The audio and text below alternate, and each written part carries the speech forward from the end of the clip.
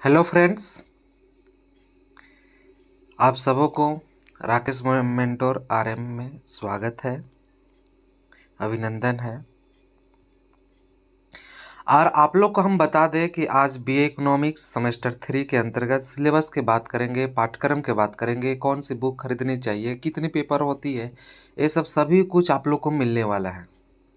ठीक है, तो स्टार्ट करने से पहले आप लोग को एक बात सूचित करता हूँ, बतलाना चाहता हूँ कि आप इस प्रोग्राम को अधिक से अधिक बच्चों तक, अधिक से अधिक स्टूडेंट तक, है ना, आप शेयर ज़रूर करें। साथ में ही आप लाइक करें। ठीक है, उससे मैं मोटिवेट होता हूँ और आप लोग इसी तरह से लगातार आपका वीडियो अपलोड होते रहेगा। तो उस वीडियो को देखने के लिए आपके तक सहूलियत से पहुँचे, अच्छा से पहुँचे, सब नोटिफिकेशन पहुँच सके, इसके लिए आप लोग चैनल को सब्सक्राइब करें। ठीक है, चलिए, थैंक यू दोस्त। अब चलिए हम लोग चलते हैं और देखते हैं कि सेमेस्टर 3 के अंतर्गत, ठीक है, कौन सा बुक पढ़ना पड़ता है।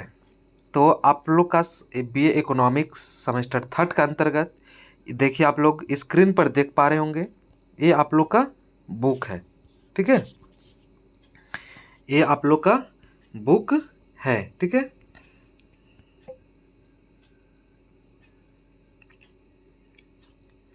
अब देखिए इसी बुक के अंदर में लिखा, ऊपर में ही लिखा हुआ है कि आप लोग को कौन सा सेमेस्टर 3 के अंतर्गत पढ़ना पड़ता है। तो आप लोग को सेमेस्टर 3 में पेपर 5, ठीक है, पेपर 6 और पेपर 7 पढ़ना पड़ता है। तो पेपर 5 में आपका क्या कहता है, माध्यमिक व्यष्टि अर्थशास्त्र को पढ़ना है। ठीक है, यानी कि आप जो सेमेस्टर 1 में व्यष्टि पढ़े थे उसी का थोड़ा सा लेवल उसका हाई हो जाएगा, समझे, वही पढ़ना है इसमें। उसके बाद माध्यमिक समष्टि अर्थशास्त्र। ठीक है, आप जो सेमेस्टर 2 में आप पढ़े थे समष्टि, उससे इसका लेवल थोड़ा हाई होने वाला है। अब उनके बाद राजस्व, पब्लिक फिनेंस जो है, आप लोग इसका आप सेमेस्टर 3 का अंतर्गत 7वां जो पेपर होगा वो राजस्व का होगा। ठीक है, इस तरह से हम लोग बुक देख लिए और इसमें 3 पेपर होता है। अब इसका विश्लेषण सार देखेंगे। चलिए देखिए, इसमें लिखा हुआ है ना, बीए ऑनर्स सेमेस्टर 3, ठीक है, सीबीएसई पाठ्यक्रम, रांची विश्वविद्यालय। ठीक है, रांची। इसमें 3 पेपर आप लोग को दर्शाया गया है। आप देखिए, हम लोग आते हैं सिलेबस में। ठीक है, सिलेबस का और अवल हम ऊपर ऊपर केवल चर्चा कर रहे हैं। आप लोग देख सकते हैं कि आप ये सिलेबस स्टार्ट होता है और ये आपका माइक्रो का है, यानी कि आपका वेस्टी का है। ठीक है, वेस्टी अर्थशास्त्र का सिलेबस है, कोर कोर्स C5, है ना, मतलब 5वां पेपर। इसमें देखिए 1 2 3 4, है ना, जैसे कंज्यूमर इक्विलिब्रियम, ये सब ऐसे पढ़ना है ना, इसका डिटेल्स दिया हुआ है। आप लोग को जैसा क्लास स्टार्ट होगा, है ना, पाठ्यक्रम स्टार्ट होगा, ये सब का एक एक विश्लेषण दूंगा। ठीक है, आप लोग का अच्छे तरह से समझाऊंगा। ठीक है, इसका अंतर्गत आप देखिए कि चैप्टर कौन सा है। ठीक है, देखिए आप इसमें देखिए, जैसे अभी आप लोग को बतलाएं कि 5वां जो पेपर है ना, माध्यमिक व्यष्टि अर्थशास्त्र होता है। इसका अंतर्गत अभी जो एक इक्विलिब्रियम देख रहे थे, है ना, कंज्यूमर इक्विलिब्रियम, है ना, उसी का पार्ट है।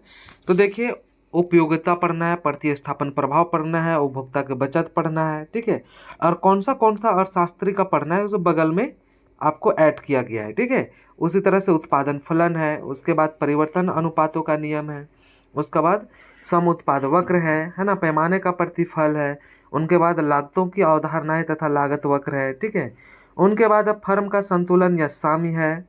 ठीक है, उनके बाद विस्तार पथ है, उनके बाद बाजार के रूप पूर्ण तथा अपूर्ण बाजार है ना, ये सब आप लोग पहले भी पढ़े होंगे, बस उसी का थोड़ा सा बड़ा रूप है।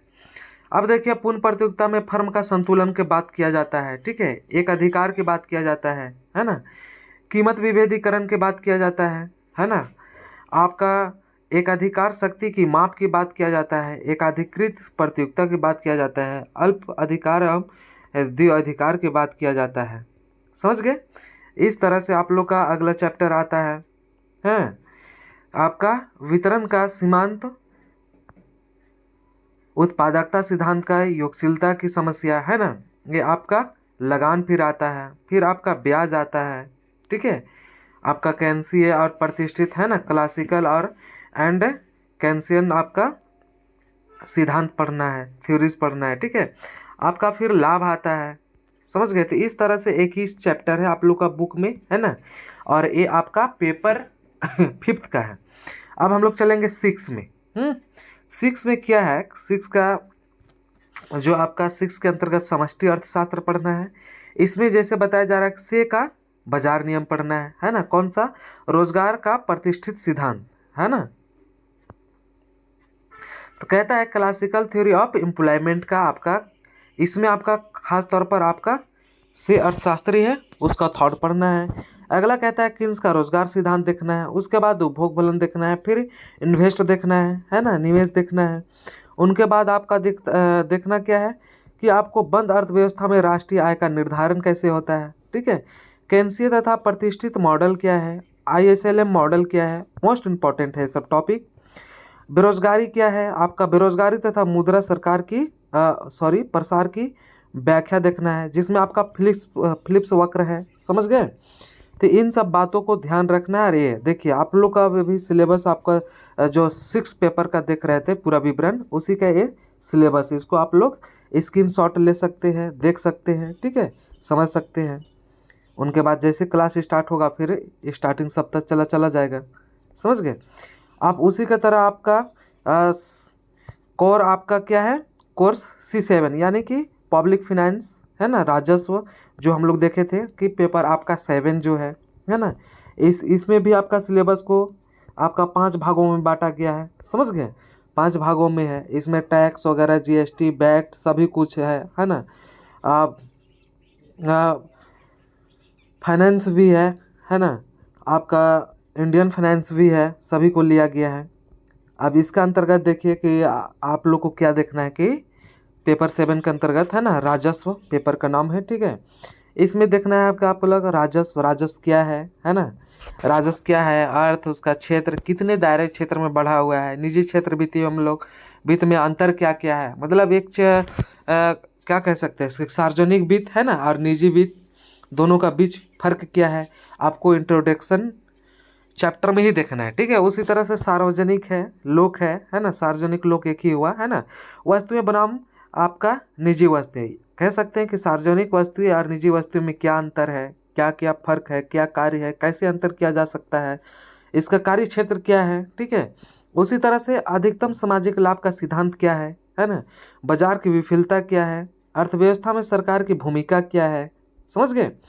ये सब आप लोग को देखने वाला है, देखने को मिलेगा, ठीक है। उसी के बाद आपका लोक व्यवस्था, लोक व्यय में प्रभाव क्या पड़ेगा, भारत में सार्वजनिक व्यय की प्रवृत्ति तथा सार्वजनिक व्यय में वृद्धि के कारण क्या है, लोक आगम के स्रोत क्या है, करारोपण क्या है, ठीक है, कर भार क्या है, ठीक है, कर भार का वितरण क्या है, इसका वितरण कैसे किया जा सकता है ना, डिवाइड क्या कैसे होता है, हर एक क्षेत्र में, अर्थव्यवस्था के हर एक क्षेत्र में, समझ गए।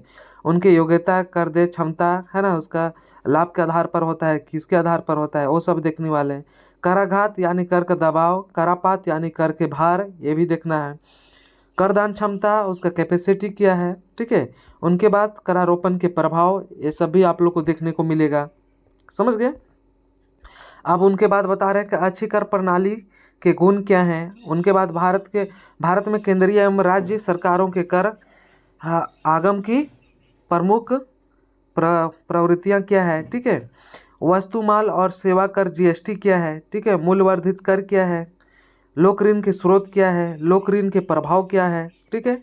और उनके बाद आपका लोक ऋण के शोषण, ठीक है, शोधन सॉरी, ठीक है, लोक ऋण के शोधन की रीतियाँ क्या है, समझ गए।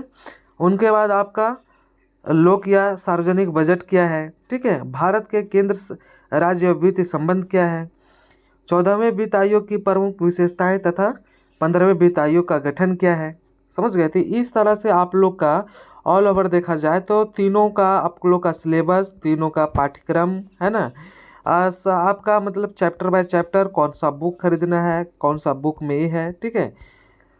तो ये सब है आप लोग का। तो इस तरह से आप लोग का जो अर्थशास्त्र है ना, इकोनॉमिक्स, बीए इकोनॉमिक्स सेमेस्टर 3 का ओवरव्यू है ना, पूरा आपका विश्लेषण समाप्त होता है ना। अब आप लोग हम एक एग्जांपल देता हूँ कि अगर आप लोग क्लास लेते हैं, ठीक है, क्लास लेते हैं तो आप लोग को क्या पता चलेगा। जैसे हम आपको बता दें कि पढ़ाने का तौर तरीका क्या है। जैसे उपयोगिता है ना, उपयोगिता है, इसको आप कैसे समझिएगा। थोड़ा सा आप लोग का डेमो देता हूँ 1-2 मिनट का। उपयोगिता, यूटिलिटी है ना, उपयोगिता क्या है, समझ गए। सोचने में वर्ड तो एक है ना, मतलब बहुत छोटा सा है उपयोगिता। तो आप लोग को बता दे कि जो भी मानव को है ना, या फिर हमारे दैनिक जीवन में या जो भी वस्तु का उपभोग करते हों, अगर वो जो संतुष्टि हम लोग को मिलता है वही उपयोगिता है, समझ गए। अब इसके अंतर्गत बताया जा रहा है कि उपयोगिता, मार्शल हिग्स, ये सब क्या है ना। तो आप लोग को बता दें कि उपयोगिता के अंतर्गत हम लोग को है ना पूरा डिटेल्स देखना है, उपयोगिता का अर्थ देखना है कि उपयोगिता क्या है। तो आप लोग को बता दें कि किसी भी पदार्थ से, कोई भी वस्तु, कोई भी पदार्थ, ऐसे पदार्थ है जिसका हम लोग है ना उपभोग करते हैं और उससे जो संतुष्टि मिलती